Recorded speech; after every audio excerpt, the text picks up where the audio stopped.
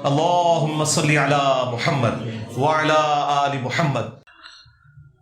آپ کے سب اسٹوڈنٹ جانتے ہیں کہ آپ ورڈ پالیٹکس کو بڑوں سے زیادہ جانتے ہیں، اور ایک لیڈر میں جو قابلیت ہے اگے ٹورو جی کو کام سے نہیں پان لگے، بالفرض مستقبل قریب میں پاکستان کے عوام آپ کو پی ایم خدا آدھنا ہے، پی ایم ہی بھگت رہے ہیں، اسی پرانے بھی تو نویں بھی۔ یہ پی ایم آئے مر گئے، ان پی ایمز کی کیا اوقات ہے میرے بھائی؟ بنو عباس، بنو امیہ اور عثمانی خلیفہ، سو کالڈ خلیفہ ہے تو ملوک تھے، تین بر اعظموں میں جن کی حکومتیں تھیں، آج ان کے نام بھی نہیں کسی کو پتا، ٹھیک ہے؟ تو ان کی کیا لیگیسی آگے چلنی ہے؟ یہ کام ہے جو کرنے والا ہے۔ اس کام کے بعد جب تطہیر ہو جائے گی نا تو خود بخود اللہ تعالیٰ معاملات کو بہتر کر دے گا۔ یہ پاکستان کی پالیٹکس تو سمجھ لیں آپ جھوٹ کا دوسرا نام ہے، اب بھی آپ کو پتا نہیں چلا۔ جن کو آپ سچا سمجھتے تھے ان کے بھی فراڈ اور جھوٹ آپ کے سامنے آ چکے ہیں۔ ہمارے سامنے تو پہلے تھے، ہم زبان اس لیے بند رکھتے تھے کہ چلو یار لوگوں کی عقیدت وابستہ ہے، ہو سکتا ہے کہ کتا روسٹ اور بلی روسٹ میں سے چلو بلی روسٹ کے اوپر لوگ خوش ہو جائے، ہے تو بلی بھی حرام اور کتا بھی حرام۔ حضرت عثمان غنی رضی اللہ تعالیٰ کے دور خلافت میں ان کو پتا تھا کہ ان کے گورنر اہل ہیں، باوجود صحابہ کے احتجاج کے ان کو تبدیل کیوں نہ کیا؟ آپ کو کس نے کہا کہ انہوں نے تبدیل نہیں کیا؟ تبدیل تو کیا ہے، بلکہ نہ صرف تبدیل کیا ہے بلکہ جو اصل جو کلپرٹ تھا، جو حضرت عثمان کا بھائی بھی لگتا تھا رشتے میں، وہ ولید بن عقبہ جو کوفے کا گورنر تھا، جس کے بارے میں مسلم میں آتا ہے کہ اس نے شراب پی کے فجر کے 4 فرض پڑھا دیے تھے۔ تو بخاری میں موجود ہے کہ پوری تفصیل کے ساتھ، ویسے مسلم میں تو ہے کہ پھر باقاعدہ اس کو کوڑے لگوائے، اور ظاہر صحابہ کا غصہ تھا، حضرت علی وہاں موجود تھے، تو حضرت علی نے اپنے بیٹے حسن ابن علی سے کہا کہ اٹھو اسے کوڑے لگاؤ، تو حضرت حسن وہاں سے چلے گئے اور کہا کہ جو ان کی میٹھی کھاتا ہے وہی کڑوی چکھے، یعنی وہ حضرت عثمان پہ غصہ کر رہے تھے کہ اگر اس طرح کے گورنر لگاتا ہے تو کڑوی بھی یہ خود چکھے، کیونکہ ہم بنو ہاشم سے ہیں، یہ بنو امیہ سے گورنر ہے، اگر ہم انہیں کوڑے لگائیں گے تو یہ اس کو خاندانی دشمنی بنا لیں گے۔ پھر وہاں پہ عبداللہ بن جعفر بیٹھے ہوئے تھے، جعفر طیار کے بیٹے تھے، اور ان کی والدہ کے ساتھ پھر الٹیمیٹلی بعد میں جا کے حضرت علی نے نکاح کر لیا تھا، اسما بنت امیس نے، پہلے حضرت ابوبکر نے کیا، ان سے محمد بن ابی بکر پیدا ہوئے، اور پھر حضرت ابوبکر کی وفات کے بعد حضرت علی نے شادی کر لی، تو یہ 2 بیٹے تو آپ کو سمجھ لیں پیرلل میں پالنے پڑے، عبداللہ بن جعفر بھی اور محمد بن ابی بکر بھی۔ ایک بھائی کا بیٹا تھا اور ایک حضرت ابوبکر کا بیٹا تھا، لیکن دونوں کی والدہ چونکہ حضرت علی کے عقد میں آ گئی تھی، اسما بنت امیس، تو ان کی پرورش انہوں نے کی، بلکہ حضرت زینب کا نکاح بھی عبداللہ بن جعفر کے ساتھ ہوا جو حضرت علی کی بیٹی تھی۔ تو اس وقت عبداللہ بن جعفر سے پھر حضرت علی نے کہا تم کوڑے لگاؤ، انہوں نے 40 کوڑے لگائے، تو حضرت علی نے کہا بس، نبی علیہ السلام 40 لگواتے تھے، حضرت ابوبکر بھی، اور حضرت عمر نے یہ 80 کر دیے تھے، کیونکہ اس زمانے میں لوگ زیادہ شراب پینا شروع ہو گئے تھے، یاشی جو لگ گئی، پیسہ آنا شروع ہو گیا، تو دونوں درست ہیں، لیکن میں 40 کو پسند کرتا ہوں۔ حضرت علی نے وہاں بھی شفقت کی، اور بخاری میں پوری تفصیل ہے حضرت عثمان کے چیپٹر میں کہ لوگ مجھے آ کے باتیں کر رہے ہیں کہ اب یہ اس کا اپنا رشتہ دار ہے تو اسے کوڑے نہیں لگوائے گا، تو ایسا نہیں ہوگا، میں اس حد کو اسٹیبلش کروں گا۔ اور بعد میں مصر والا بھی ایک معاملہ ہوا، تو وہ گورنر چینج کرتے تھے۔ حضرت عثمان کی ایک اپنی مینٹلٹی تھی اس حوالے سے کہ وہ تالیف قلب کے لیے وہ کہتے تھے دیکھیں نبی علیہ السلام نے اپنے جانی دشمنوں کو بھی تالیف قلب کی وجہ سے فتح مکہ کے موقع پر زیادہ نوازا ایز کمپیئر ٹو انصار مدینہ کے، تو میں بھی، یہ نیو مسلم ہے میرے خاندان کے لوگ، میں ان کے ساتھ حسن سلوک کروں تاکہ یہ بھی ذرا دین کے اوپر محکم ہو جائیں، لیکن وہ معاملہ الٹ ہی پڑ گیا، اور اسی کی وجہ سے حضرت عثمان کے لوگ خلاف بھی ہوئے۔ حضرت عثمان کی شہادت کے اصلی اسباب تو اصل میں یہی ہیں، لیکن یہ کہنا کہ حضرت عثمان نعوذ باللہ اس معاملے میں کوئی ڈیسیژن چینج نہیں کرتے تھے، تو ایسا نہیں تھا، لیکن معاملہ بہرحال مس ہینڈل ہوا ہے۔ مروان بن حکم کے کیس میں تو ہو گیا نا کہ اس کو تو انہوں نے داماد بھی اپنا بنا لیا، تو اسی پہ میری آپ ویڈیو دیکھ لیں حضرت عثمان شہید کیوں ہوئے۔ بس میں ایک ہی پنجابی کا محاورہ بولوں گا، पंजाबी में एक मुहावरा बोला जाता है कि हत्थां नाल लाइयां होइयां दंदां नाल खोलनियां पैंदियां ने, यानी जो आप गिरे हाथों से लगाते हैं ना, जब खोलने की बारी आती है तो हाथ से गिरा नहीं खुलती, वो दांत से खोलनी पड़ती है। तो वही मरवान बिन हकम हजरत उस्मान की शहादत का सबब भी बन गया, जिसको और उसके वालिद को नबी इस्लाम ने मदीना बदर करवाया था। अल-मुअज्जमुल कबीर तबरानी में मिलता है। अब ये एक तकलीफ दे टॉपिक है, मैं बार बार इस पर तफसीली बोल नहीं सकता। मैं वर्डिक्ट अपनी देता हूं, जिसे शौक है तो वो वीडियो देख ले, हजरत उस्मान शहीद क्यों हुए, तो वो आपको क्लियर हो जाएगा। रफुल यदैन से जब नमाज अदा करता हूं बरेलवियों की मस्जिद में, तो लोग हैरत अंगेज निगाहों से देखते हैं। क्या करना चाहिए? कुछ भी नहीं करना चाहिए, उनको देखने दें। हम तो चाहते ही हैं कि वो देखते रहें, और ये आपके लिए एक दावत और तबलीग का सिलसिला जारी रहे। देख रहे हैं, बड़े नेक लोग हैं जो सिर्फ देखने पे इक्तफा किए हुए हैं। हाँ, ये भी ज़हन में रखें। अल्लाह का शुक्र अदा करें, सिर्फ देख रहे हैं। बाकी अगर आपको उनकी नज़रों से भी कोई डर लगता है कि ये इससे आगे ना चले जाए, तो इसका बड़ा आसान तरीका है, जो मैंने अक्सर अपनी वीडियोस में बताया है, कि आप घर से ऐसे वक्त में निकलें कि आप मस्जिद में जूतियां उतार रहे हो, वुजू तो घर से करके निकले, अफजल भी है। मस्जिद में जूतियां उतार रहे हो और मस्जिद में इकामत हो रही हो नमाज की, तो आपको कोई रफल यदैन करते हुए नहीं देखेगा। इकामत हो रही है, मस्जिद में एंटर हो, साफ में नमाज पढ़े। अब जो नमाज के दौरान आप रफल यदैन कर रहे हैं ना, तो वो जो एक दो साथ के लोग हैं बस वही देख रहे हैं, उनको कोई मसला नहीं है। पूरी मस्जिद तो ऐसे करके नहीं देख रही, ना किसी को टेंशन है कि सारे एक बंदे को देख रहे हैं अजूबा समझ के, तो वो तो ऐसा मामला नहीं होगा। और जैसे ही सलाम फिरे, आप चुप करके मस्जिद से बाहर निकले, घर में जाके सुन्नतें अदा करें, और सुन्नत भी है और अफजल भी है। हाँ, बुखारी मुस्लिम हदीस है, मर्द की फर्ज के बाद सबसे अफजल नमाज वो है जो घर में अदा करता है। सुन्नत मस्जिद में पढ़ने का सिर्फ जवाज है, सुन्नत भी यही है और अफजल भी है कि घर में पढ़े। और मुस्लिम के अल्फाज हैं कि अपनी नफली नमाजों का कुछ ना कुछ हिस्सा घरों में जरूर अदा किया करो। यहां पे अब हुक्म भी आ गया, क्योंकि इसकी वजह से घर में बरकत होती है, और घरों को कब्रिस्तान मत बनाओ, वहां पे नमाज पढ़ा करो। तो आप ये कर लिया करें, तो इस तरह मामलात आसान होंगे। बाकी मस्जिद में कभी भी कोई तबलीग का सिलसिला शुरू ना करें, मेहरबानी करें। मस्जिदों को इन तबलीगों से आज़ाद रहने दें, क्योंकि ये फिरकों की मस्जिदें आपको तबलीग नहीं करने देंगे। तबलीग की जो जगह है ना, माजरत के साथ इस दौर में, चूंकि पुरफितन दौर है, इसमें तबलीग की जगह आपके अपने घर की बैठक है। ना आप चौराहों पे खड़े होकर तबलीग करें, ना आप मस्जिदों में तबलीग करें, वरना बेनमाजी भी आप पे टूट पड़ेंगे। चरसी पोडरी लोग जिन्होंने कभी जिंदगी में नमाज नहीं पढ़ी होगी, वो भी रफल यदैन करने पे आपके दुश्मन मान जाएंगे, और वो आके आपके माँ बाप को थ्रेट करेंगे कि जी तुम्हारे मुंडे नूं क्यों हो गया। मुंडा जो तक नमाज नहीं सी पढ़ता, कुछ नहीं सी होया, जे नमाज रफल यदैन से शुरू की तो मुंडे नूं क्यों हो गया जे। इसलिए ना अपने घर वालों के लिए भी आजमाइश ना बने। मैंने मजलिस 50 interview of engineer Mohammad Ali Mirza आज से ऑलमोस्ट 5-6 साल पहले रिकॉर्ड इसीलिए करवाया था कि आपको सारी ये हिकमत की बातें समझा दूं। जो आपने जिल्लत काट के समझना है ना, वो मैंने उसमें समझा दिया हुआ है कि दावत का काम आपने करना कैसे। अगर मजाक में बीवी को अम्मी कहना कैसा है? अम्मी क्या है? मां भी नहीं क्या, अम्मी क्या है? ये केड़ा मजाक है जी, अम्मी? हाँ, तो ठीक है, फिर आप वो कफारा अदा करें जो कुरान में लिखा हुआ है, पारा नंबर 28 के अंदर। कफारा तो बहरहाल वो माफ नहीं होगा। वैसे तो नबी इस्लाम से पहले तो एस्टेब्लिश था, इसे कहते हैं ज़िहार करना। ज़ोए उर्दू में और अरबी में ज़ौ, वा हा अलिफ रौ, और ज़ोए के नीचे, ज़ौ के नीचे ज़ेर है। ज़िहार करना,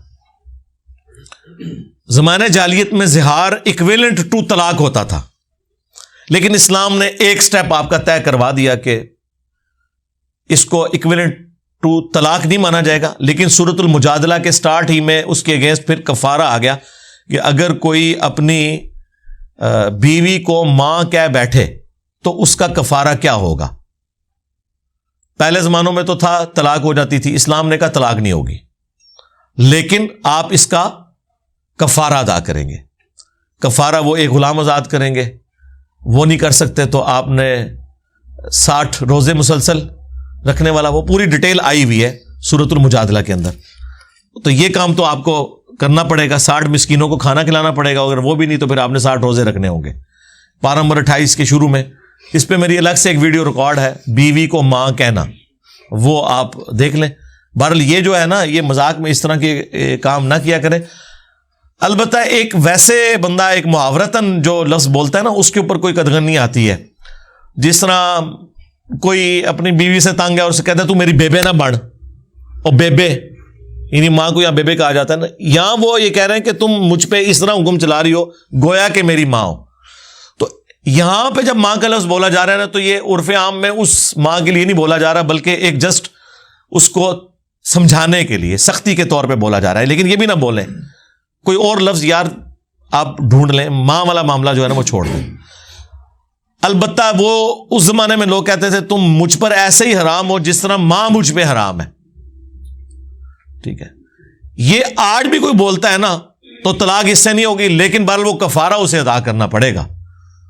ایک غلام جو آج کل ابسلیٹ ہو چکا ہے، نہیں تو 60 مسکینوں کو کھانا کھلانا، اور اگر یہ نہیں ہے تو 60 مسلسل روزے رکھنا، تو وہ اس کے بغیر وہ اپنی بیوی کے پاس دوبارہ جا نہیں سکتا۔ ہاں، یہ ایک کریٹیکل ایشو ہے، اس کو ذرا ذہن میں رکھیے گا۔ آپ کہتے ہیں کہ حق نوجوان جلدی تسلیم کرتے ہیں، یہ تو واضح ہے کہ چھوٹی عمر میں ہی جو عقیدہ مل جائے اس پر انسان ٹھہر جاتا ہے۔ تو ان بزرگوں کا کیا قصور جن کو جوانی میں دعوت موصول نہیں ہوئی؟ کیا بڑی عمر میں صدیوں کا عقیدہ چھوڑنا مشکل نہیں؟ کوئی مشکل نہیں، اگر اپنی آخرت کی فکر ہے تو کوئی مشکل نہیں ہے۔ آپ کو یہ بڈھے بابے دھوکہ دے سکتے ہیں، مجھے نہیں دے سکتے، اللہ کو بھی نہیں دے سکتے۔ آپ سمجھ رہے ہیں ان کو سمجھ نہیں آتی؟ جس بابے کو 60 سال کی عمر تک یہ تو پتا ہے کہ اشرف علی رسول اللہ کفر ہے، اس کے سامنے چشتی رسول اللہ آ جائے اور آپ کہیں گے اس کو سمجھ نہیں آیا کہ یہ کفر ہے کہ نہیں، صرف ایک لفظ بدلنے سے سمجھ آیا ہوا ہے، مکار بنا ہوا ہے، بڑا کنا بنا ہوا ہے، لیکن وہ کنا بن کے صرف اپنے بچے کے سامنے یا آپ کے سامنے اپنی جھوٹی عزت قائم کرنے کے لیے ہٹ درمی پہ اترا ہوا ہے۔ اللہ کے سامنے چمڑی اترے گی اس کی، اور اپنے سامنے بھی وہ مجرم ہے، اسے پتا ہے۔ جتنے بابے چینج ہوئے ہیں نا، ان سے آپ ذرا پوچھ لیں کہ آپ کو پہلی دفعہ بات سمجھ آ گئی تھی تو پھر آپ کو اتنا عرصہ کیوں لگا؟ وہ آپ سے یہ کہیں گے سمجھ تو آ گئی تھی لیکن ہم یہ سوچتے تھے۔ تو جب آپ سوچ رہے تھے تو یہ شیطان کے ہتھے آپ خود سے چڑھے ہوئے تھے، اللہ نے آپ کو پہلی دفعہ ہی بات سمجھا دی تھی۔ میں نہیں اس بات کو مانتا کسی کو بات سمجھ نہیں آتی، اور جس طرح میں نے بات سمجھائی ہے اس طرح تو کوئی بیوقوف آدمی بھی نہیں کہہ سکتا مجھے سمجھ نہیں آئی، کیونکہ میں نے آپ کے اصول کے اوپر سمجھائی ہے۔ یعنی میں نے جب دیوبندیوں سے پوچھا تمہیں بریلویوں سے کیا مسئلہ ہے، وہ بھی انفی تم بھی انفی، ایک باپ تم دونوں کا، فقہ ایک۔ وہ کہتے ہیں بریلوی قبر پرست ہے، یہ کہتے ہیں جی قبروں سے بھی ملتا ہے۔ تو میں نے جب بتایا کہ قاسم نوتوی مرنے کے 6 سال بعد قبر سے نکل کے دیوبند کے 2 مولویوں کی صلح کرا کے واپس چلا گیا، خواب میں نہیں بیداری میں، ہوں تمہیں گل نہیں سمجھ آ رہی؟ اس کے بعد اگر کوئی شخص یہ کہ مجھے پتہ نہیں چلا، بریلوی تو کہہ سکتا ہے مجھے پتہ نہیں چلا، کیونکہ یہ مثال میں نے دیوبندی اگر کر رہا ہے تو مکاری کر رہا ہے۔ اس طریقے سے جب ایک بریلوی سے پوچھا کہ بھی تمہیں دیوبندیوں سے کیا مسئلہ ہے، وہ کہتے ہیں ان کے بزرگوں نے گستاخیاں کی ہیں، اشری تھانوی نے وہ کلمہ اپنا انڈورس کیا تھا، اور میں بریلوی کو کہتا ہوں یار یہ تو اشرف علی رسول اللہ تو تھا، بالکل وہ بھی کفری کلمہ ہے، لیکن یہ چشتی رسول اللہ نکل آیا۔ اب یہ جو مکار بیٹھا ہوا ہے تو اس کو نہیں پتا چل رہا کہ یہ چشتی رسول اللہ بھی غلط ہونا چاہیے۔ اس کے بعد وہ کہ نہیں وہ تو 90 لاکھ نو کلمہ، اور چھڑ 90 لاکھ نو اے 10 کے کفر ہے کہ نہیں؟ کتاباں تبدیل، چھڑ کتاباں تبدیل ہو گئی ہیں۔ اعلیٰ حضرت نے بھی سبع سنابل دی تعریف کی ہے جس کے اندر یہ لکھا ہوا ہے، چھڑ کتنے جائیں گا، بالکل تنو آخری درجے تک چھوڑ کے آواں گا۔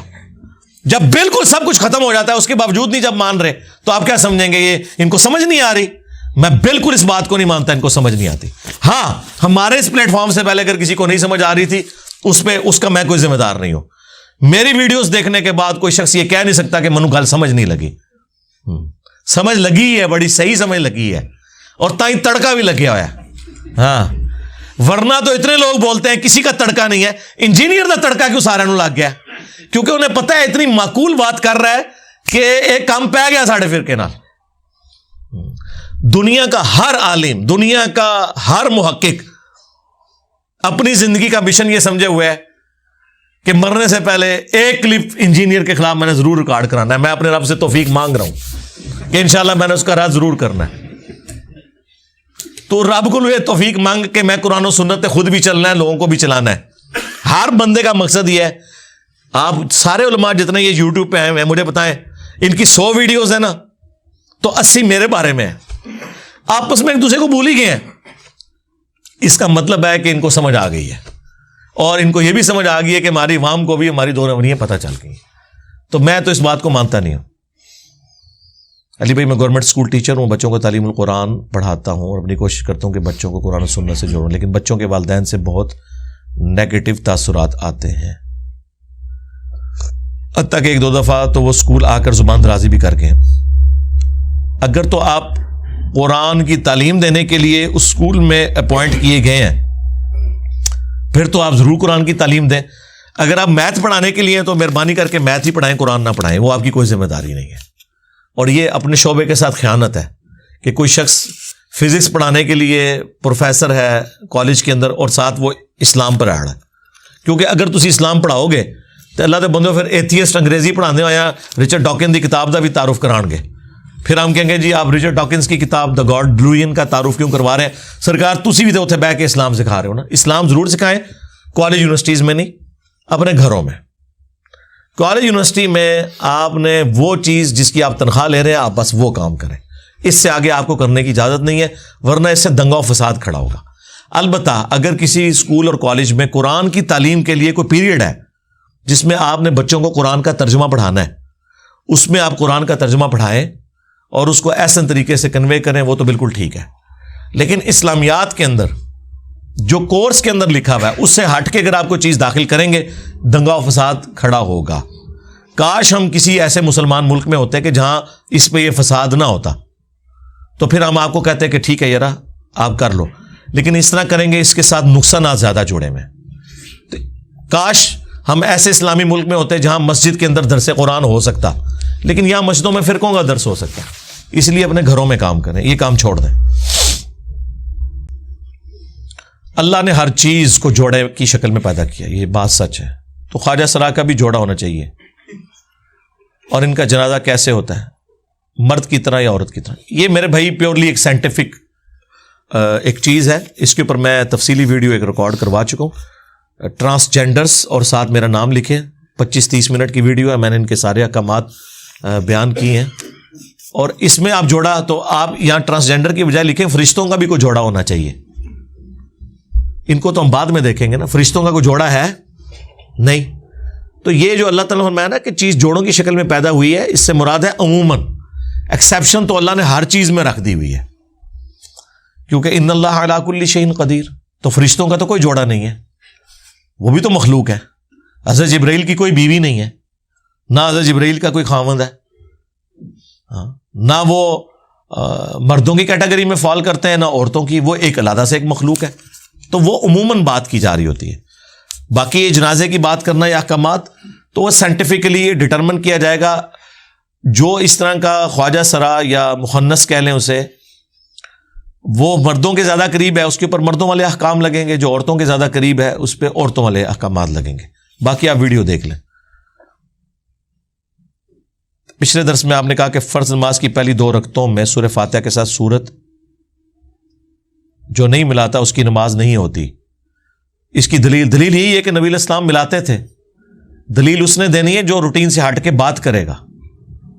نبی علیہ السلام نے, میں نے اس میں ہی دلیل دی تھی کہ نبی علیہ السلام نے کہا کہ قرآن پڑھو جتنا مقدر ہو, سورہ فاتحہ, اور اس کے بعد آپ نے قرآن پڑھنا ہے پہلی 2 رکعتوں کے اندر. اجماع امت ہے جی دلیل, احادیث تو ہیں, اجماع ہے, اس پہ کوئی دوسری رائے نہیں ہے. اختلاف جو ہے وہ آخری 2 رکعتوں کے بارے میں ہے, اور وہ بھی اختلاف افضلیت غیر افضلیت کا ہے. نبی علیہ السلام نے بخاری مسلم میں ہے کہ آخری 2 رکعتوں میں سورت ملائی بھی ہے, اور حدیث میں یہ بھی آیا بخاری مسلم میں کہ نہیں بھی ملائی. تو لہٰذا یہ افضلیت غیر افضلیت ہو گیا. باقی جو اختلاف آیا حنفیوں کا موقف ہے اور اہل تشیع کا کہ آخری 2 رکعتوں میں 3 بار سبحان اللہ بھی پڑھ سکتے ہیں, سورہ فاتحہ پڑھنا ضروری نہیں ہے. یہ اختلاف ہے. پہلی 2 رکعتوں میں کسی کا بھی اختلاف نہیں ہے, دلیل کی ضرورت ہی نہیں. نبی علیہ السلام پر ایک محفل میں ایک دفعہ دروشی پڑھ لینا کافی ہے. تو کیا حدیث کی کتاب پڑھتے وقت بھی ایک دفعہ دروشی پڑھ لینا کافی ہے؟ ہاں جی, ایک دفعہ پڑھ لینا کافی ہے, اجماع ہے اس پہ. کیونکہ وہ مسند احمد میں حدیث ہے نا کہ جو لوگ کسی مجلس میں جمع ہوتے ہیں اور بغیر ذکر و درود کے منتشر ہو جاتے ہیں, قیامت کے دن جنت میں بھی پہنچ گئے, انہیں حسرت ہوگی. یہ حدیث فضل الصلاۃ علی النبی میں بھی ہے. تو وہ ایک دفعہ درود شریف پڑھ لیا تو کافی ہے، تو ہم تو بے شمار پڑھتے ہیں، اسٹارٹ ہی اس سے لے رہے ہوتے ہیں۔ آدم علیہ السلام کو سب سے پہلے کس نے سجدہ کیا؟ جی میں تو ادھر موجود نہیں تھا، مجھے تو نہیں پتا کس نے سب سے پہلے سجدہ کیا، ویسے پبلکلی مشہور ہے کہ جی حضرت جبرائیل نے کیا، تو میرا تو خیال ہے ایسی کوئی تفصیل قرآن و سنت میں نہیں آئی ہے۔ قرآن میں تو اتنا ہے کہ سب کے سب گر پڑے سجدے میں، تو مائکرو سیکنڈز کا کوئی فرق ہو سکتا ہے، وہ میں تو نہیں حساب رکھ سکتا، تو واللہ عالم۔ حضرت آدم کو اللہ نے اپنے نور سے تخلیق کیا؟ نہیں جی، کوئی کہیں نہیں ملتا۔ حضرت آدم کو اللہ تعالیٰ نے مٹی سے بنایا ہے، سورۃ الحجر میں آیا ہے، سورۃ الاعراف کے اندر آیا ہے، سورہ صاد کے اندر آیا ہے، اور باقی صورتوں میں مختصراً بیان ہوا ہے۔ مٹی کے ساتھ پیدا کیا ہے، نور کے ساتھ تو فرشتے تخلیق ہوئے ہیں۔ مسلم میں حدیث ہے کہ اللہ تعالیٰ نے فرشتوں کو نور کے ذریعے اور جنات کو آگ کے ذریعے اور انسانوں کو مٹی کے ذریعے پیدا کیا، اور اس کا جو یہ والا حصہ ہے تو قرآن میں بھی آیا نا، سورۃ الحجر میں، سورہ الرحمن میں، خلق الانسان من صلصال کالفخار وخلق الجان من مارج من نار، قرآن میں آ گیا نا کہ ہم نے کھنکھناتی ہوئی مٹی سے انسان کو پیدا کیا اور آگ کی لپٹ سے، جو اس کا ان سین جو ایک گرمائش والا حصہ ہے جو فلیم کے اوپر ہوتا ہے، اس سے پیدا کیا۔ اما ہوا کو کس چیز سے تخلیق کیا؟ وہ تو قرآن میں آیا کہ وہ اسی سے جوڑا بنا۔ یا ایھا الناس اتقوا ربکم الذی خلقکم من نفس واحدہ وخلق منہا زوجہا وبث منہما رجالا کثیرا ونساء، اسی سے اس کا جوڑا پیدا کیا اور پھر ان مرد و عورت سے کثیر تعداد میں مرد و عورت اس زمین کے اوپر بسا دیے۔ بخاری مسلم میں آتا ہے کہ ٹیڑھی پسلی سے حضرت آدم کی پسلی سے پیدا کیا اما حوا کو۔ عورتوں کی نماز مردوں کی طرح ہی ہوتی ہے یا سمٹ کر پڑھیں گی؟ یہ سمٹ کے پڑھنے والی روایتیں جو سنن کبریٰ البیہقی میں یا مصنف ابن ابی شیبہ میں ہیں، وہ اتنی کمزور ہیں کہ خود حنفی بھی مانتے ہیں کہ روایتیں کمزور ہیں، لیکن تلقی بالقبول حاصل ہے۔ اور یہ اتنا سینسٹیو ایشو ہے کہ مین سٹریم کی 6 سنیوں کی جو کتابیں ہیں، بخاری سے لے کے ابن ماجہ تک، کسی میں الگ سے کوئی چیپٹر نہیں عورتوں کی نماز کا۔ ہاں عورتوں کے مسائل الگ سے ذکر ہیں، حیض کے، نفاس کے، غسل کے اعتبار سے بھی، ہر چیز۔ نماز کے معاملے میں کوئی نہیں ہے، تو مردوں کی طرح ادا کریں گی۔ باقی جو کہتے ہیں پردے کا ایشو ہے، میرے بھائی سمٹ کے بھی مردوں کے سامنے عورت نے پھر بھی نماز نہیں پڑھنی۔ پردہ تو ایک الگ سے چیز ہے، اس لیے عورتوں کی صف آخری والی ہوتی تھی، وہ سمٹ کے پڑھے یا مردوں کی طرح پڑھے، مردوں کے سامنے وہ نہیں پڑھ سکتی۔ یہ جو بہانہ لیا ہوا نا کہ اس میں پردہ زیادہ ہے، پردہ زیادہ ہے میرے بھائی، مردوں کے سامنے تو ہم نے نماز پڑھنی نہیں ہے، تو ہماری بلاس ہے کہ پردے میں پڑھ رہی ہیں، بغیر پردے کے پڑھ رہی ہیں۔ کھاتے ہوئے کیا عورت منہ کا پردہ کرنا لازمی؟ یعنی لوگوں کے سامنے جب وہ کھا رہی ہے تو آپ وہ ایسی جگہ پہ لے کے بیٹھے نا جہاں پردے والا ایشو نہ ہو۔ ظاہر ہے وہ کھاتے ہوئے منہ کا پردہ کرنے میں تو ایک تردد تو ہے، ظاہر ہے وہ اس کا وہ نقاب بھی گندا ہو جائے گا اس میں۔ ہاں اگر کوئی ڈرائی فروٹ کھا رہا ہے تو اس کے لیے تو کسی عورت کو پردہ ہٹانے کی ضرورت ہی نہیں ہے، وہ یوں کر کے کھا لیتی ہے۔ بلکہ میں بھی کئی بار اس طرح ہی کھا رہا ہوتا ہوں، میں تو عموماً ماسک میں بھی یوز کرتا ہوں، تو مجھے بھی اب عورتوں کی طرح عادت ہو گئی ہے کہ میں ایسے کر کے کھا لیتا ہوں اندر سے۔ وطر کی نماز میں ہاتھ اٹھا کر دعا مانگ سکتے ہیں؟ ہاں مانگ سکتے ہیں، اگر آپ قنوت نازلہ پڑھتے ہیں، وطر میں صحابہ سے ثابت ہے۔ لیکن عام جو عشاء کے وطر ہیں اس میں ہاتھ باندھ کے یا ہاتھ کھول کے جس حالت میں آپ نماز پڑھ رہے ہیں اسی حالت میں دعا مانگیں۔ آپ کہتے ہیں کہ والدین کی خدمت کرو، لیکن ایک آدمی جو باہر کماتا ہے وہ اپنے والدین کی خدمت کیسے کرے؟ وہ تو اپنی بیوی سے ہی کروا سکتا ہے۔ ہائے میں صدقے جاواں۔ ہاں آگے میں آپ سے یہ پوچھ لوں کہ بیوی اپنے ماں باپ کی خدمت کس سے کروائے؟ وہ اپنے خاوند کو ہی کہہ سکتی ہے، پھر کیا کرو گے؟ بیوی بغیر ماں باپ دے ہے، وہ کیسے؟ بس ایک ٹائم قیامت تک ہے جواب لے کے آنا ہے کہ آپ کی بیوی کا جو ماں باپ ہے اس کی خدمت اگر آپ کر سک رہے ہیں تو ٹھیک ہے، وہ بھی آپ کے ماں باپ کی خدمت کرے گی۔ اور باقی یہ جو آپ کہہ رہے ہیں گھر سے باہر ہوتے ہیں، گھر آتے بھی تو ہے نا۔ بس خدمت سے یہ تو نہیں مراد کہ آپ نے ہر وقت ماں باپ کے آگے یوں کر کے بیٹھے رہنا ہے۔ خدمت یہ ہے کہ بیمار ہو جائیں ڈاکٹر کے پاس لے جائیں، کھانے پینے کے لیے ان کا اہتمام رکھیں، جیب خرچ دے دیں، انہیں شیلٹر پرووائڈ کیا ہو، یہی خدمت ہے نا۔ اب آپ یہ کہتے ہیں جی وہ کپڑے دھلوانے میں نے اپنی بیوی سے، تو ٹھیک ہے اپنے بیوی کے ہاتھ پاؤں آپ دبائیں رات کو آ کے اور وہ راضی ہو جاتی ہے تو اس کی اپنی مرضی ہے, باقی اس کی تو ذمہ داری نہیں ہے. آپ خود نہیں دھو سکتے, ٹھیک ہے, مارکیٹ سے پیسے دے کے دھلوا لیں, ہفتے میں ایک دفعہ تو آپ دھو ہی سکتے ہیں. آج کل تو واشنگ مشینز ہیں, تو بوڑھے ماں باپ کے کپڑے کتنے ہوں گے, خود دھو لیں. ہاں اگر آپ بیوی سے اس کے اوپر کوئی کمٹمنٹ کر لیتے ہیں اور وہ راضی ہو جاتی ہے الگ بات, زبردستی تو آپ نہیں کروا سکتے. البتہ بیوی نے آپ کے جو ریلیٹڈ کام ہے وہ تو کرنے ہیں.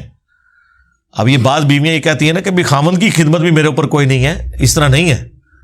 دوسری طرف تو وہ بخاری مسلم میں حدیث ہے جو حضرت فاطمہ سلام اللہ علیہا غلام مانگنے کے لیے گئی تھی, وہ جو حضرت علی حدیث بیان کرتے ہیں کہ حضرت فاطمہ کے ہاتھ کے اوپر جو نشان پڑ چکے تھے کمر پہ مشکیزیں اٹھانے کی وجہ سے, چکی چلانے کی وجہ سے ہاتھوں میں, تو وہ چکی جو چلاتی تھی یہ تو نہیں تھا کہ وہ صرف اپنے لیے آٹا اس میں پیس رہی ہوتی تھی, حضرت علی اپنا آٹا آ کے خود پیستے تھے.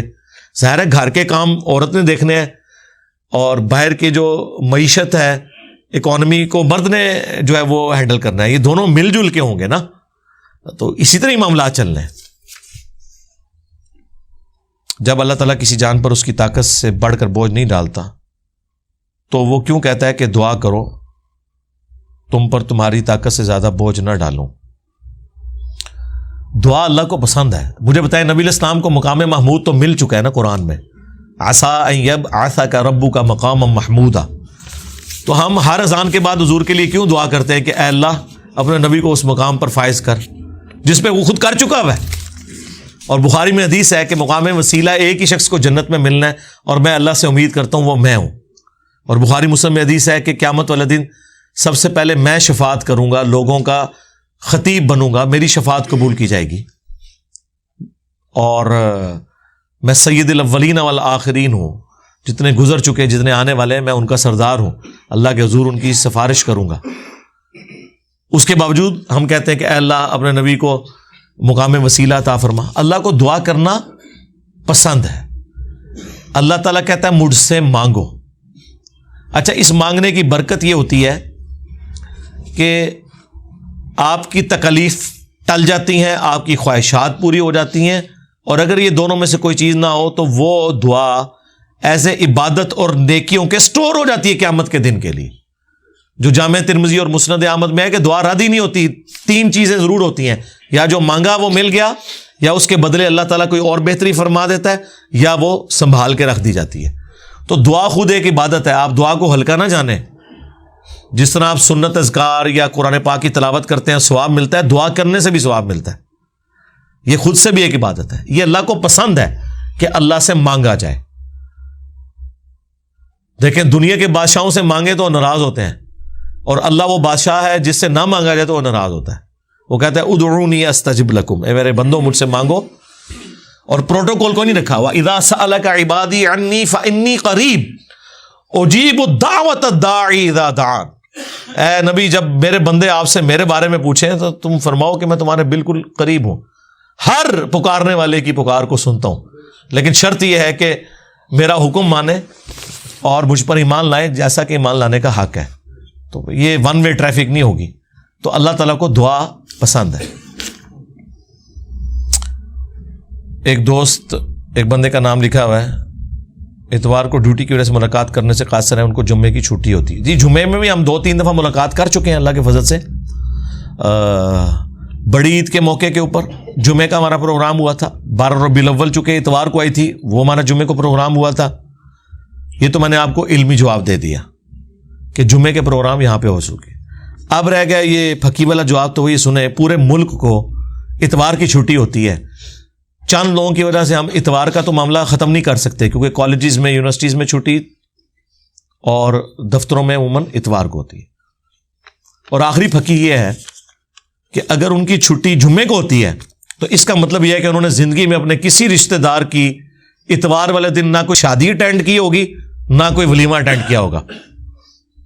منہ اڑ کے بیٹھ جائیے, ہاں اگر نہیں کیا ہوا تو میں مل لوں گا, لیکن قرآن پہ حلف دیں گے, اور اگر کیا ہوا ہے تو سرکار پھر اتوار نہیں آؤ گے. ظاہر ہے آپ کے لیے وہ اہم ہے نا, اگر یہ ملنا اہم ہوگا تو آپ اتوار کو آ جائیں گے. میں تو روزانہ یہاں بیٹھ جاؤں نا تو پوری دنیا سے آ کے میں ایک خانقاہ بنا لوں گا, لیکن پھر میں دین کا کام نہیں کروں گا, یہی کام کروں گا. تو مجھے آپ اس مصیبت میں نہ ڈالیں. شکر کریں یہ اتوار کا بھی پروگرام چل رہا ہے. اور یہ ایکسکلوسیولی یہ میری آپ سمجھ لیں ویٹو پاور کی وجہ سے چل رہا ہے. ورنہ یہ 3 مرڈر اٹیمپٹس جو ہو چکے ہیں نا, پہلے کے بعد ہی لوگ کہہ رہے تھے جی آپ ویڈیو ریکارڈ کرایا کریں, خسمانو کھانا جنہیں ملنا ہے ویڈیو چیز تک ہے, جو میرے قریبی لوگ ہیں. یہ میں نے زبردستی یہ پروگرام رکھا ہوا ہے پبلک گیدرنگ, ورنہ مجھے بتائیں مجھے گیدرنگ کی ضرورت ہے؟ جو آپ لوگ ہیں تو میری ویڈیو دیکھ کے آئے ہیں نا. ابھی بھی اگر میں کسی کو نہ ملوں, اس سے کیا میری ویورشپ پہ فرق پڑتا ہے یا دعوت کے کام پہ کوئی فرق پڑتا ہے؟ لوگ کیمرے پہ دیکھیں گے. تو یہ میں نے ان سے لڑ کے کہا کہ نہیں یار, ایک یادگار ہوتی ہے, جو بندہ ادھر آتا ہے اس ماحول کو آبزرو کرتا ہے اسے نہ اس چیز سے محروم کریں. پھر انہوں نے اگلا سٹیپ کہا کہ نہیں آپ یہ تو کر لیا کریں لیکن یہ تصویر نہ کھنچوایا کریں, یہ ریڈ زون سے باہر باری بس سن کے چلے جائیں. اس میں بھی میں اکیلا اس حق میں تھا کہ نہیں یار آپ تلاشی لے کے اندر تصویر کے لیے آنے دیں, لیکن یہ بھی ایک دعوت کا ذریعہ ہے. کوئی تصویر میرے ساتھ کھنچواتا ہے جا کے فیس بک پہ لگاتا ہے تو 4 بندے تو پوچھ ہی لیتے ہیں کہ اچھا یہ بھی گمراہ ہو گیا. اور ہم یہ چاہتے ہیں کہ یہ پوچھیں اور اس جھوٹے کو آپ گھر تک پہنچا کے آئیں. وہ انشاءاللہ قیامت تک جواب نہیں کبھی دیتے, وہ کلیم تو کرتے ہیں. جب آپ پوچھتے ہیں نا بتاؤ اس میں کیا ہے, جی سنے ہیں. تو اس لیے یہ معاملات اللہ کا شکر ہے کہ اتوار والے دن بھی چل رہے ہیں, ٹھیک ہے. اور یہ پاسبل بھی نہیں ہے, اور یہ ہفتے میں ایک ہی پروگرام ہو سکتا ہے, 2 کر بھی نہیں سکتے. اتنی زیادہ انتظامیہ, اتنے زیادہ سیکیورٹی ایشوز, پھر پولیس کی انتظامیہ بھی اس میں انوالو ہوتی ہے. سارے معاملات ہیں. آپ کو پتا جو ہے کہ ہم عاشقان رسول کے ملک میں رہ رہے ہیں. ہاں میں یورپ امریکہ میں رہ رہا ہوں تو کوئی مسئلہ نہ ہو, ٹھیک ہے نا. آپ آمین اونچی کہیں تو آپ کو کوئی ہندو نہیں مسجد سے نکالے گا, مسلمان نکالے گا. لیکن یہ سارا عشق رسول یہاں ہے, انڈیا پاکستان بنگلہ دیش میں. یورپ میں سارے عاشق مر جاتے ہیں جا کے, ساروں کے ڈنگ نکل جاتے ہیں. یورپ میں تو کبھی کسی کو اونچی آمین کہنے کے اوپر کسی بریلوی نے نہیں نکالا.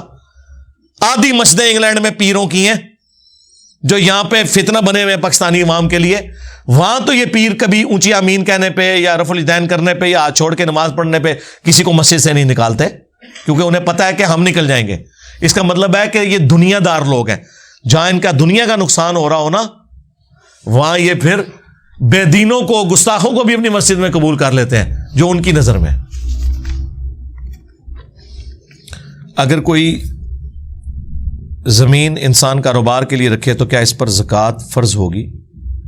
جی وہ تو آپ کا مال تجارت ہے نا. کاروبار سے مراد یہ کہ پلاٹ آپ نے لیا ہوا ہے ہاؤسنگ سوسائٹی میں یا ایسی جگہ پہ جہاں پہ رہائش ہو سکتی ہے, اور آپ کی ذاتی رہائش تو ہے, وہ آپ نے ایکسٹرا خریدا ہوا ہے تو زکوٰۃ ہوگی. اس کی وجہ یہ ہے کہ ایک بندے کے پاس سپوز 10 تولے سونا ہے, سونے پہ تو وہ زکوٰۃ دے گا.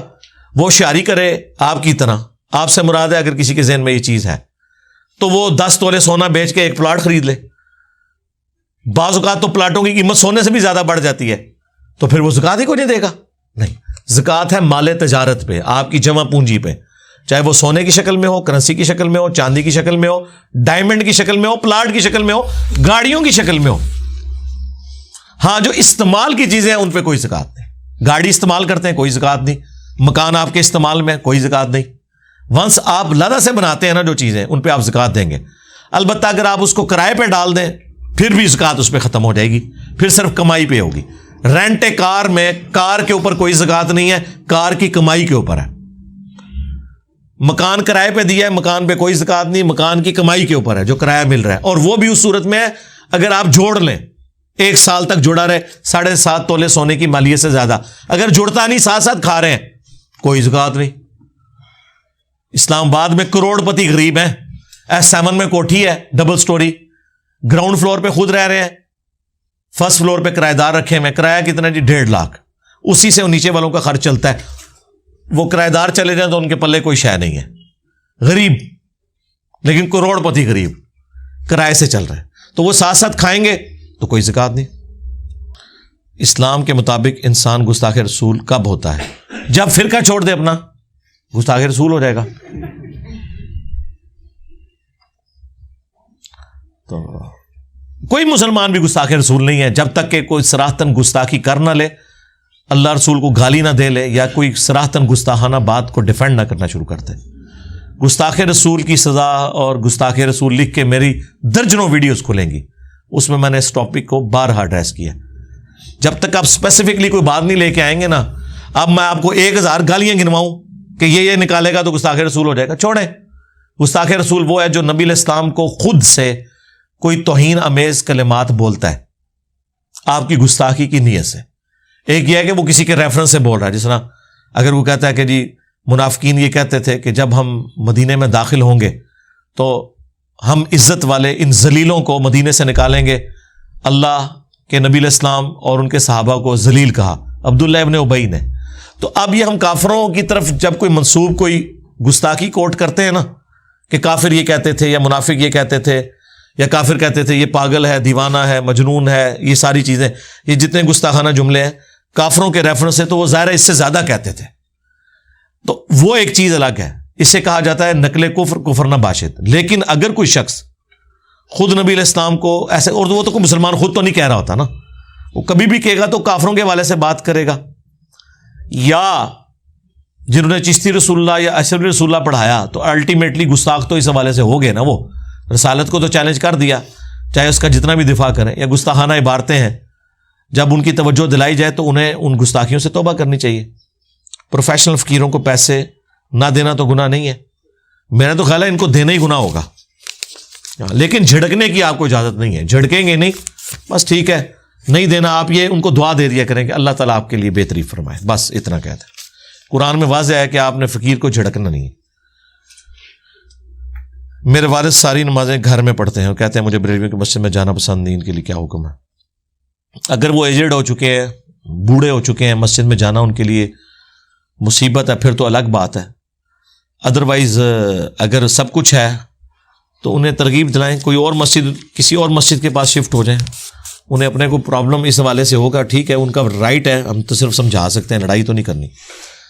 کیا آپ کے نزدیک اسلامی تعلیم کے لیے دنیاوی تعلیم ضروری؟ دنیاوی تعلیم اور اسلامی تعلیم میں کوئی فرق تو نہیں ہے، بلکہ دنیاوی تعلیم ہی اسلامی تعلیم ہے. اسلام میں تو دنیاوی جو آپ ٹرم بولتے ہیں نا وہ آپ کے کہی ہوئی ہے نا.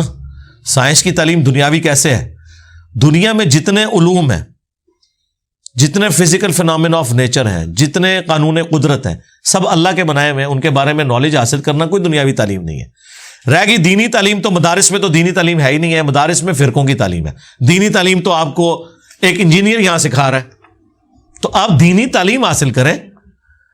اور چاہے وہ کالج یونیورسٹی سے آپ سائنس کا علم پڑھ رہے ہیں، چاہے گھر بیٹھ کے آپ کتابوں سے پڑھ رہے ہیں، خواہ کسی مدرسے میں داخلہ لے کے پڑھ رہے ہیں، وہ سارے کے سارا دینی علم ہی ہے.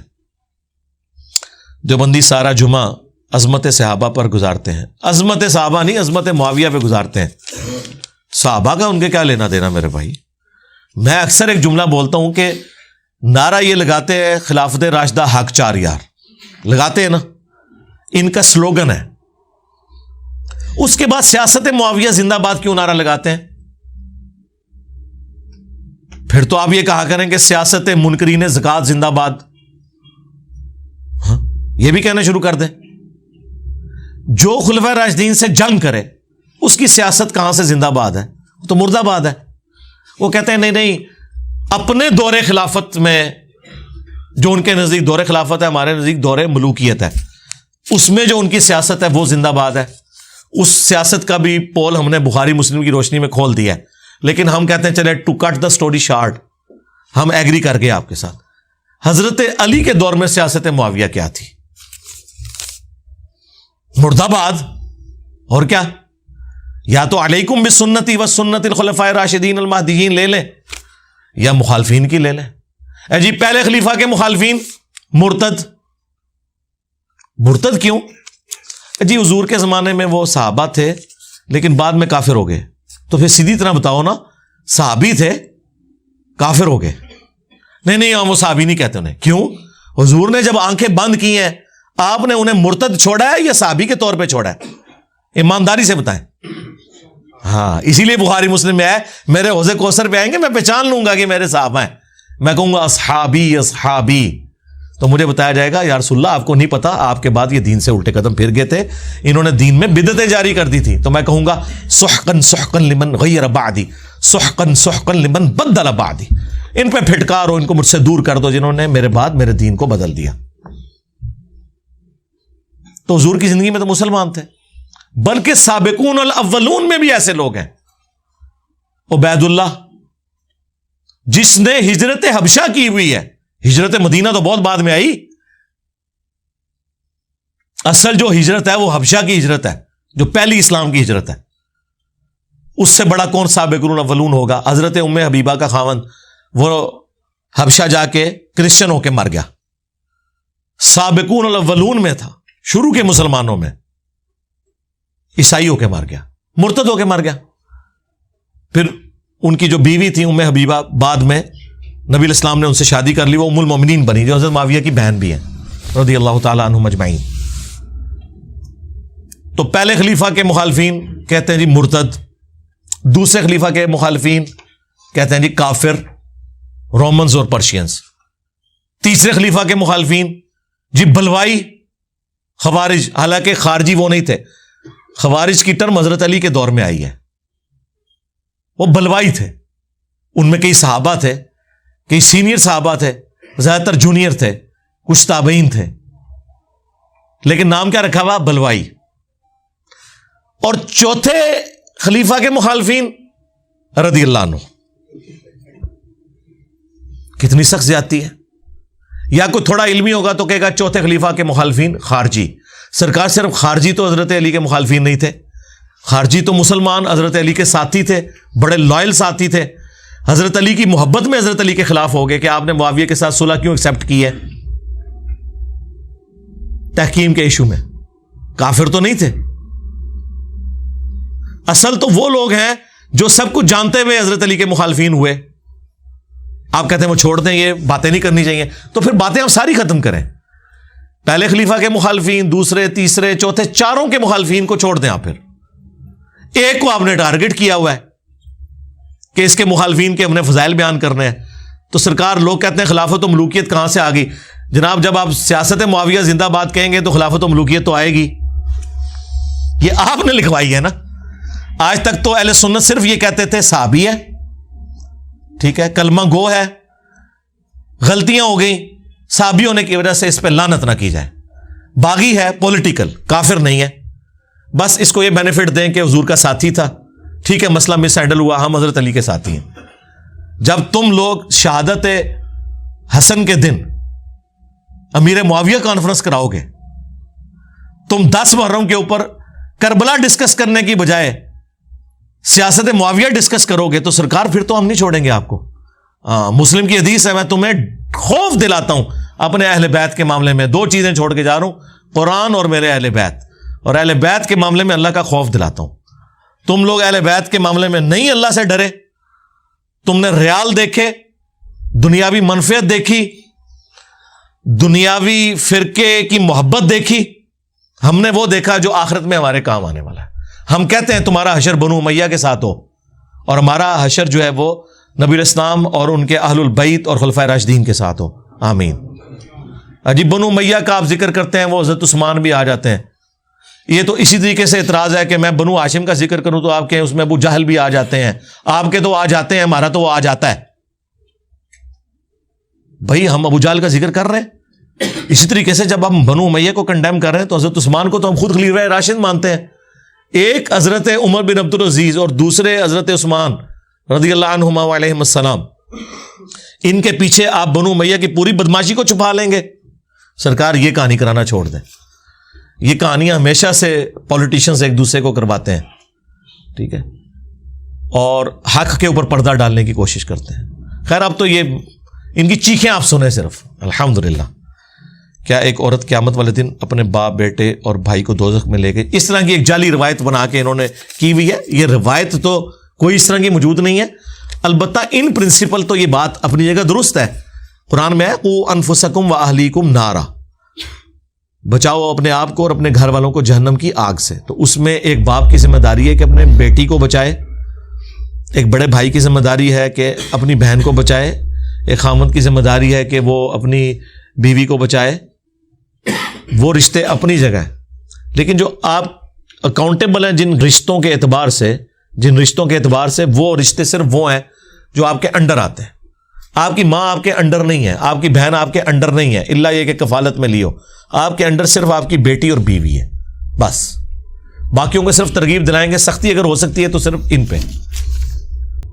لاسٹ ویک آپ نے نبی الاسلام کے واقعہ مبالہ کا بتایا تھا، یہ واقعہ کس سن ہجری کا ہے؟ مکہ کا ہے یا مدینہ کا؟ مبالہ جو ہے وہ تو مدینہ شریف میں ہوا ہے، یہ نبی الاسلام کی وفات سے کچھ عرصہ پہلے ہوا ہے. یہ تو غزوہ تبوک کے بھی بعد کا واقعہ ہے، یہ آلموسٹ آپ سمجھ لیں 9-10 ہجری کا واقعہ. صحیح مسلم میں تفصیل کے ساتھ موجود ہے. نجران کے عیسائی آئے تھے، نبی الاسلام سیدنا حسن حسین مولا علی اور سیدہ فاطمہ کو لے کے آئے، کیونکہ قرآن میں آیا تھا کہ اے نبی اگر یہ دلائل اب ماننے کے لیے تیار نہیں ہے تو ان سے کہو کہ لے آؤ اپنے بیٹوں کو، ہم بھی اپنے بیٹوں کو لے آتے ہیں، تم بھی اپنے بیٹوں کو لے آؤ، ہم بھی اپنی عورتوں کو لے آتے ہیں، تم بھی اپنی عورتوں کو لے آؤ، اور ہم بھی خود آ جاتے ہیں، تم بھی خود آ جاؤ. پھر اللہ کے حضور اوپن میدان میں لعنت کرتے ہیں کہ جو جھوٹا ہے اس پہ لعنت ہو. تو نبی الاسلام پھر اپنے ساتھ سیدنا علی کو لے آئے. ظاہر ہے کہ وہ نبی الاسلام کے بیٹوں کے مانند بھی تھے اور نبی الاسلام کے حوالے سے وہ نفس بھی تھے، کیونکہ نبی الاسلام نے فرمایا علی مجھ سے ہے، میں علی سے ہوں. یہ صحیح بخاری میں حدیث ہے. اور اپنے بیٹے حسن حسین لے کے آئے. آپ کی اولاد جو ہے وہ انہی سے چلی، آل محمد اولاد علی. اور عورتوں کا کہا تو اپنی بیٹی سیدہ فاطمہ کو لے کے آئے، اپنی کسی بیوی کو نہیں لے کے آئے. اور یہ اس بات کی اناؤنسمنٹ تھی کہ یہ جو اہل البیت والا پروٹوکول ہے یہ نبی الاسلام کی کسی بیوی کو بھی یہ والا حاصل نہیں. ویسے تو حضور کی بیویاں بھی اہل البیت ہیں، اس میں کسی کو اختلاف نہیں ہے. کوئی بالکل مینٹل ہوگا وہ یہ کہنا شروع کر دے کہ حضور کی بیوی اہل البیت نہیں ہے. بیوی اگر گھر والی نہ ہو تو اور کون گھر والی ہوتا ہے. لیکن یہ جو اسپیشل پروٹوکول جو اہل البیت والا ہے وہ نبی الاسلام کے وہ دودھ کے رشتے کے لوگ ہیں، خون کے رشتے کے لوگ ہیں. اسی لیے زید ابن ارقم نے جب غدیر خون کی حدیث قرآن اور اہل بیت روایت کی صحیح مسلم میں، تو اس کے اینڈ پہ 6225 سے 6228 تک وہ تابعین پوچھتے ہیں کیا نبی کی بیویاں اہل بیت ہیں؟ انہوں نے کہا وہ اہل بیت ہیں اپنی جگہ، لیکن نبی الاسلام جن اہل بیت کے بارے میں امت کو ڈرا رہے تھے نا، وہ اہل بیت ہیں آل علی، آل عقیل، آل جعفر، آل عباس، جو حضور کے دودھ کے رشتے کے لوگ ہیں. اور پھر زید ابن ارقم نے کہا کہ بیوی تو اہل بیت ہو نہیں سکتی اس طرح کی، کیونکہ جب خامند اسے طلاق دیتا ہے تو اس کا رشتہ اپنے خامند سے ختم ہو جاتا ہے. حضور کے اہل بیت وہ ہیں جن سے آپ کا رشتہ ختم ہی نہیں ہو سکتا، دودھ کے رشتے کے لوگ اور خون کے رشتے کے لوگ، سوائے ایک استثناء کے کہ اگر حضور کے خونی رشتے میں سے کوئی کافر ہو جائے پھر وہ اہل بیت میں نہیں رہے گا. میرا اپنا کلاس فیلو تھا، قادیانی تھا اور وہ سید بھی تھا، تو اب وہ ہاشمی نہیں رہا، کیونکہ سورہ ہود میں آیا اے نوح یہ تیرا بیٹا نہیں ہے، یہ تیرے اہل سے نہیں ہے، کیونکہ کافر تھا. مسلمان ہو جتنا مرضی فاسق و فاجر ہو، ہاشمی ہے یا قریشی ہے، کیوں جی قریشی صاحب، ٹھیک ہے، تو وہ سید میں شمار ہوگا. اور سیدوں کو بھی چاہیے کہ اپنے کرتوت ٹھیک کریں، یہ نہ ہو کہ وہ کسی دربار پہ سوٹے لگا رہے ہوں بیٹھ کے اور یہ کہہ رہے ہوں کہ ایسی سید ہاں، یہ بھی کام چھوڑ دو. ابو طالب کے کتنے بھائی تھے؟ عبداللہ، عباس، ابو لہب، جی سارے بھائی تھے نا جی. اہل بیت میں عباس، علی، جعفر اور عقیل شامل ہیں جی. ان میں سے بھی اگر کوئی مسلمان ہے تو وہ اہل بیت میں ہی شامل ہوں گے، بے فکر ہیں آپ. اصل میں ان کی نسل آگے اس طرح چلی نہیں نا، مسلمان تو یہی لوگ ہوئے ہیں نا. اگر میں ظہرین ادا کر چکا ہوں، بعد میں عصر کے وقت کسی مجلس میں ہوں، جماعت کھڑی ہو، تو میں دوبارہ نماز پڑھوں؟ بالکل پڑھیں. ریاکاری تو نہیں ہوگی. ریاکاری کیسے ہوگی؟ آپ لوگوں کو بتا کے پڑھتے ہیں نماز کہ میں تے کروں پڑھ کے آیا سا تے پھر میں سوچیا کہ ہوں پھر پڑھ لواں، تو تمہیں کون کہہ رہا ہے تسی انج انج کر کے تے سٹوریاں سناؤ؟ پڑھو، کوئی نہیں، ثواب ہو جائے گا. ہاؤسنگ سوسائٹی والوں سے اختلاف ہے. آپ کہتے ہیں کہ وہ لنگر بھی چلا رہے ہیں، آپ کہتے ہیں ان کا کام حرام ہے، ان کو کتنا اجر ملے؟ بھئی ان کے اجر کا معاملہ اللہ کے سپرد ہے. باقی جو غلط کام ہے وہ غلط کام ہے، جو ٹھیک کام ہے وہ ٹھیک ہے. اللہ اور اس کی مخلوق کا معاملہ ہے. خالی پیج بھی آ کر ارطغرل ڈرامے میں بے حیائی ہے، عمر سیریز میں عورتوں کا پردہ نہ دیکھو نا، کہنے کہہ دیکھو. میں نے تو ان لوگوں کو کہا ہے کہ یہ ارطغرل تو خیر ہے ہی فراڈ ہے. عمر سیریز کا تو میں نے ان کو کہا تھا جو لوگ فلمیں دیکھ کے سوتے ہیں کہ یار یہ بھی آپ کے ہیرو ہیں، ان کے اوپر بھی آپ دیکھیں، آپ کو پتہ چلے. اور وہ عورتوں والا سین تو بہت تھوڑے ہیں، اگر اوور آل دیکھیں ساری مردوں میں انہوں نے بنائی ہوئی ہے. کوئی صحابیات کی میٹنگ وہاں دکھائی ہوئی ہے انہوں نے. 90% سے زیادہ تو سارا وہ مردوں کے ساتھ ریلیٹڈ ہے. آپ ضروری عورتوں والا آپ نے دیکھنا ہے. Was the transgenders exist at the time of نبی الاسلام. جی میں نے اس کے اوپر ویڈیو ریکارڈ کرائی ہے. ایگزسٹ بھی کرتے تھے اور ان کا شرعی حکم کیا ہے وہ میں نے بیان کیا. یا رسول اللہ کہنا جائز ہے. ہاں لبیک یا رسول اللہ کہیں. خالی یا رسول اللہ تو کوئی جملہ نہیں ہے نا. یا رسول اللہ مطلب ہے اے اللہ کے رسول. آگے بھی ٹورو کو گل کرو نا. لبیک یا رسول اللہ. یا رسول اللہ میں حاضر ہوں. کل سے میں فجر کی نماز جماعت سے پڑھا کروں گا انشاءاللہ. کل سے میں داڑھی اپنی پوری مٹھی رکھوں گا. ہاں اے کرو نا لبیک. اے تو نہیں کہ کل سے میں ٹوکا اٹھاؤں گا اور رفع دین اللہ کو میں زندہ نہیں چھوڑا گا. ہمیں اختلاف ہے المدد یا رسول اللہ سے. یا رسول اللہ کے بغیر تمہاری نماز ہی نہیں ہوتی. بخاری مسلم میں حدیث ہے السلام علیکہ ایھا النبی. اور ابن عباس اور ابن مسعود کہتے ہیں حضور نے قرآن کی طرح ہمیں تشہد سکھایا ہے. یہ دیوبند اور اہل حدیث نے جھوٹ بولا ہے آپ سے کہ یہ کوئی شب معراج کی گفتگو ہے. یہ قرآن کی طرح حضور نے سکھایا ہے. اور ہم انشائیہ پڑھتے ہیں. اس پہ 40 منٹ کی میری پچھلی دفعہ جس طرح آج مجھ پہ کیفیت طاری ہوئی تھی نا ابھی, تو میں کوئی آدھا گھنٹہ ایک ہی سوال پہ بول گیا. پچھلی بار مجھ پہ کیفیت طاری ہوئی تو میں 40 منٹ اس پہ بولا السلام علیکہ ایھا النبی پہ. تو اس میں میں نے ثابت کی ہے اختلاف ہے المدد کے اوپر. آپ لبیک یا رسول اللہ کہیں, السلام علیکہ یا رسول اللہ کہیں. عقیدہ پیچھے وہی رکھے جو بخاری مسلم میں ہے کہ جب تم سلام پڑھو گے اللہ تعالیٰ زمین و آسمان میں ہر مخلوق تک پہنچا دے گا. یہ بات ہے. ہیپی نیو ایئر کا وش کرنا کیسا ہے وہ تو میں نے خود ہی بیان کر دیا. لیونر اور سولر سال عیسوی, مگر کس کیلنڈر میں؟ ہجری اور عیسوی سے پہلے بھی لیونر سولر جی تھے. آپ گوگل کے اوپر لکھیں, ابھی بھی رائج ہیں دنیا میں کئی ایک ایئرز ہیں. لیکن اس وقت جو بڑے لیول پہ ہے وہ یہی چل رہا ہے. سولر کیلنڈر جو جنوری سے شروع ہو کے دسمبر کے اوپر ختم ہوتا ہے, اور لیونر کا جو ہے وہ محرم سے شروع ہو کے ذوالحجہ کے اوپر. باقی کیلنڈروں سے کوئی نہیں ہے. جو بھی کیلنڈر آپ فالو کریں, اصل چیز تو ہماری وہ ایکٹیویٹیز ہیں. چونکہ ہمارے لیونر ایئرز کے ساتھ ایکٹیویٹیز جڑی ہوئی ہیں کہ ہماری زکوٰۃ لیونر ایئر کے اعتبار سے ہوتی ہے, اور وہ 355 دن کا ہوتا ہے, دوسرا 365 کا. تو پھر تقریباً 30-35 سال میں 1 سال کا فرق آ جاتا ہے. باقی رمضان کا مہینہ ظاہر ہے وہ رمضان اب جنوری فروری کے اعتبار سے تو نہیں آپ نے دیکھنا, وہ رمضان کے حساب سے ہی دیکھنا ہے. مجھے یاد ہے یونیورسٹی میں ہمارا ایک دوست تھا بڑا قریبی, وہ کہتا ہے میں آج پوری رات اس پہ سوچتا رہا ہوں کہ یار یہ رمضان کبھی محرم میں کیوں نہیں آیا. بھائی رمضان تو محرم میں نہیں آ سکتا, نہ محرم رمضان میں آ سکتا ہے, کیونکہ وہ تو ایک ہی سال کے اندر ہے. ہاں یہ ہو سکتا ہے کہ رمضان بھی جنوری میں آ جائے اور محرم بھی کبھی جنوری میں آ جائے.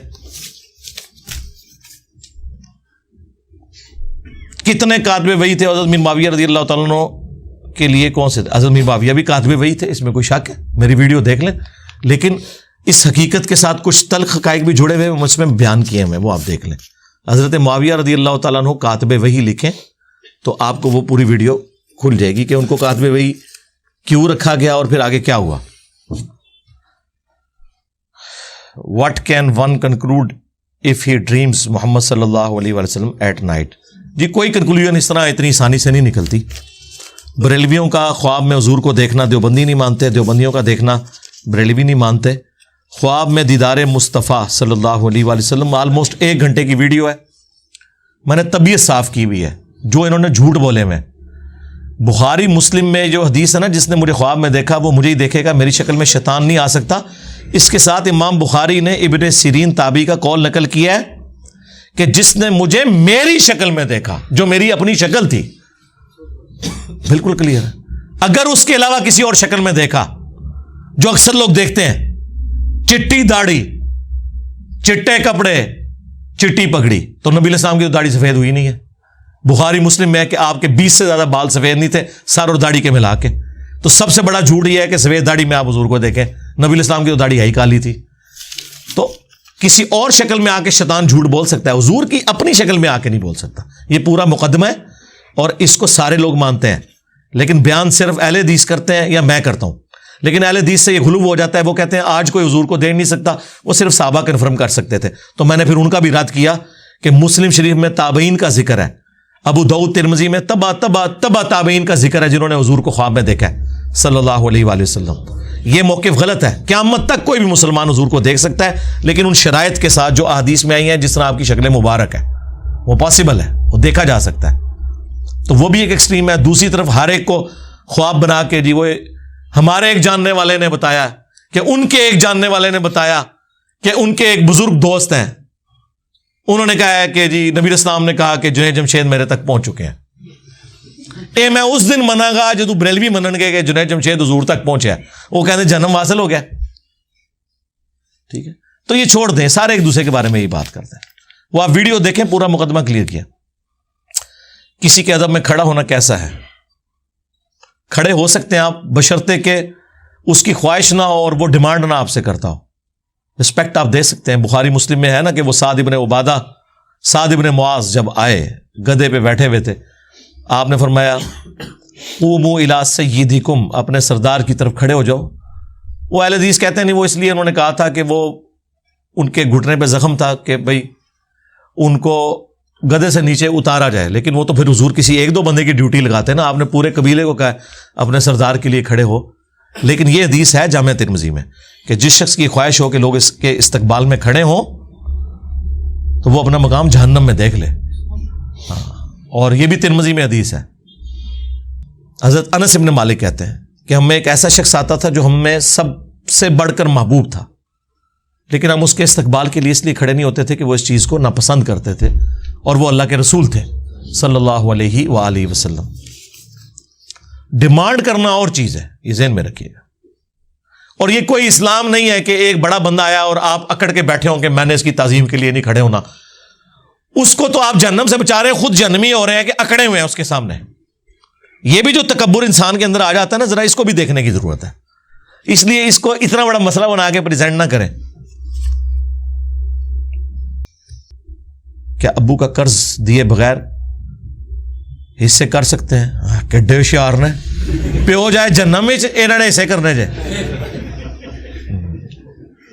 قرآن میں واضح حکم ہے سورۃ النساء میں کہ پہلے آپ نے وصیت پوری کرنی ہے, اس کے بعد اس کا قرض اتارنا ہے, پھر وراثت آپ کو ملنی ہے. تو آپ وراثت تو لے ہی نہیں سکتے قرآن کی روح سے. یعنی دیکھو یہ وہ باپ ہے جو ان کے لیے کماتا رہا. یہ سوال اس قسم کے لکھ کے یعنی وہ ہم سے پوچھ رہے ہیں, یعنی جو بھی ہے ہو سکتا ہے کسی کا سوال ہو, میں یہ جس نے لکھا ہے اسے نہیں کہہ رہا, میں اس سوچ کو رد کر رہا ہوں. اگر ایک بھائی کہے کہ میں قرض دے دوں گا, آپ کا یہ حصہ بنتا ہے آپ لے لیں, اس طرح نہیں ہوگا میرے بھائی. پہلے تو کیلکولیشن کریں کیسے ہوگا. لوگ ہمیں فون کر رہے ہوتے ہیں جی وہ ایک مکان ہے جی, اب کس طرح تقسیم کریں. مکان تو اللہ کے بندوں کون تقسیم کر سکتا ہے؟ جب تک کہ اس مکان کو بیچ کے رقم آپ کے ہاتھ نہیں آئے گی پھر آپ کیلکولیشن کریں گے. مکان کی میں کیسے کیلکولیشن کروں کہ یہ والا کمرہ جو ہے وہ فلاں بھائی لے لے اور اوپر والی کوٹھڑی جو ہے وہ فلاں بہن کو دے دیں؟ نہیں. کیا مکان کو اندر بھی وہ قیمتیں لگ سکتی ہیں اس کے اندر؟ یا گاڑی کھڑی ہوئی ہے اور آپ کہیں گے جی ایک بھائی ٹائر لے جائے گاڑی کے اتار کے, ایک سٹیئرنگ اتار کے لے جائے, ایک اس میں اے سی جو فٹ ہے وہ لے جائے, اس طرح ہوگا؟ نہیں. گاڑی بیچیں گے, اس کی رقم آئے گی, اس کے بعد قرآن میں جو وراثت کے قانون ہے اس کے مطابق وہ تقسیم ہوگا. اس کے اوپر میں تفصیلی ویڈیو ریکارڈ کروا چکا ہوں. وراثت کیلکولیٹ کرنے کا طریقہ, وراثت کیا ہوتی ہے, ہبہ یعنی تحفہ کیا ہوتا ہے, وصیت کیا ہوتی ہے, یہ تمام چیزیں میں نے تفصیل سے اس میں بتائی ہیں. لو جی تھوڑا پورا تھدا اے ویکھ لو, یہ سارا میں مکا دیتا ہے. کوئی ایک پرچی ایسی نہیں تسی بھیجی ہوئے اور میں نے وہ پڑھی نہ ہو, الا یہ کہ کوئی بعد میں آیا ہے اور وہ یہ کہ میری پرچی نہیں پڑھی, اس کی پرچی تو میں نے پڑھنی بھی نہیں نہ لینی ہے, جتنے لوگوں کی پہلے آ چکی ہوئی تھی. کوئی ایک بندہ ایسا جو کہ میں نے اس کی پرچی نہیں پڑھی. الحمدللہ رب العالمین والصلاة والسلام علی سید المرسلین. اللہم ربنا آتنا فی الدنیا حسنۃ وفی الآخرۃ حسنۃ وقنا عذاب النار. ربنا آتنا من لدنک رحمۃ وہیئ لنا من امرنا رشدا. لا الہ الا انت سبحانک انی کنت من الظالمین. اے اللہ جن جن بھلائیوں کا سوال تیرے محبوب علیہ السلام نے تجھ سے کیا, ہمارے حق میں, ہمارے ماں باپ کے حق میں, ہمارے بیوی بچوں کے حق میں, پوری امت کے حق میں قبول و منظور فرما. جن جن چیزوں کے شر سے تیرے محبوب علیہ السلام نے تیری پناہ طلب کی, تمام مسلمانوں کو خصوص بالخصوص انڈیا, کشمیر, چائنا, افغانستان, یمن, عراق, شام کے مسلمانوں کو ان چیزوں کے شر سے اپنی پناہ عطا فرما. اللہم اغفر لحینا و میتنا و شاہدنا و غائبنا وصغيرنا وكبيرنا وذكرنا وأنثانا. اللهم من أحييته منا فأحيه على الإسلام ومن توفيته منا فتوفه على الإيمان. سبحان ربك رب العزة عما يصفون وسلام على المرسلين والحمد لله رب العالمين. صلی اللہ علی النبی الکریم وعلی آلہ وصحبہ اجمعین.